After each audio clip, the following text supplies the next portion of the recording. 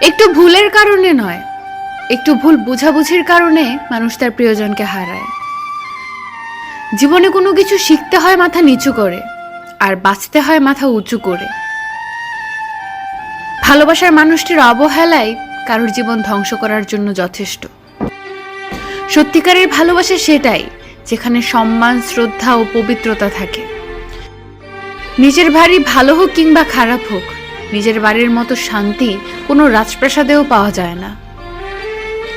তুমি নেই বলে শহরের এত মানুষের ভিড়ে নিজেকে খুব একা মনে হয়। হারানোর ভয় তো সেই বেশি পায় যে সত্যিকারের ভালোবাসে। আগের মতো সবকিছুই আছে, আমিও আছি, তুমিও আছো, কিন্তু নেই সেই আগের মতো ভালোবাসা। না পাওয়া কিছুর জন্য কষ্ট হয় না, কষ্ট হয় পেয়ে হারানোর জন্য। আমার কষ্টটা যদি তুমি সত্যিই বুঝতে, তাহলে এভাবে আমাকে কষ্ট দিতে না। হয়তো কখনো একদিন তুমিও জানবে আমি জন্মেছিলাম শুধু তোমার জন্য।